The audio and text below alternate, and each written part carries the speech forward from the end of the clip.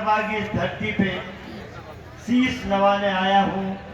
इसलिए आया हूँ कि मेरे मित्र स्वर्गीय सत्यदेव कटारे की कर्म स्थली रही है ये भूमि,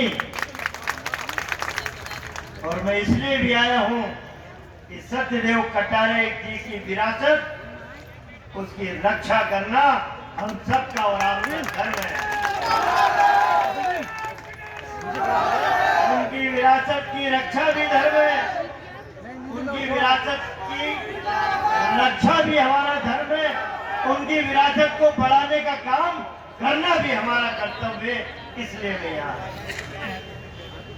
आज बाबा साहेब अम्बेडकर की प्रतिमा का अनावरण, मैं गौरवान्वित हुआ कि हम अकिंचन लोग, हम छोटे लोग हे बाबा तेरी प्रतिमा का अनावरण करके हमारा तो जीर्णोद्धार हो गया,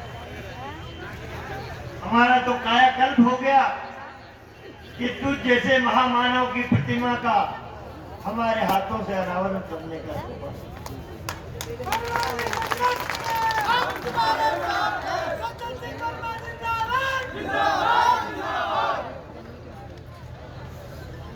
संविधान की रक्षा का संकल्प यात्रा है, रैली है।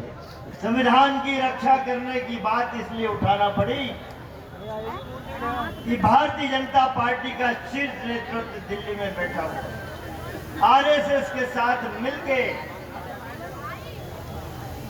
बाबा साहेब के अम्बेडकर के संविधान को मिटा देना चाहता है।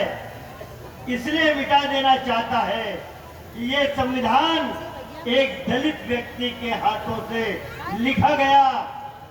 लेकिन याद रखना नरेंद्र मोदी साहब, शिवराज चौहान साहब, याद रखना बाबा साहेब के लिखे हुए संविधान को तुम नहीं मिटा पाओगे, नाथूराम गोडसे के विचारों को इसमें घुसेड़ नहीं पाओगे। मैं इसलिए ये बात कह रहा हूँ, फूल सिंह बरैया और सज्जन वर्मा कह रहे हैं, सुन लो, ये हस्ती मिटा दे हमारी, ये तुझमें दम नहीं। मोदी जी, शिवराज सिंह, सुन लो, बाबा साहब के अनुयायी हम, उनके लिखे संविधान को तुम क्या तुम्हारे पुरखे भी आ जाए तुम मिटा नहीं पाओगे। तो मेरा ये कहना है कि हस्ती मिटा दे हमारी, ये तुझमें दम नहीं। अरे हम भी तुम्हारे बाप हैं, किसी से कम नहीं।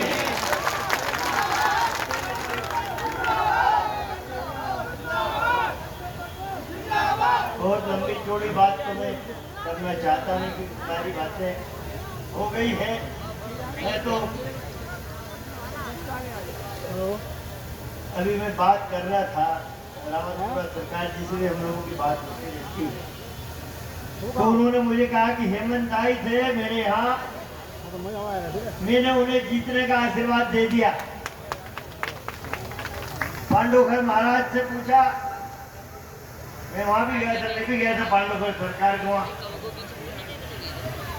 तब उन्होंने भी कहा कि सज्जन भाई, हमने आपके साथ हेमंत भाई आए तो उनको जीतने का आशीर्वाद दे दिया, अब और क्या बचा।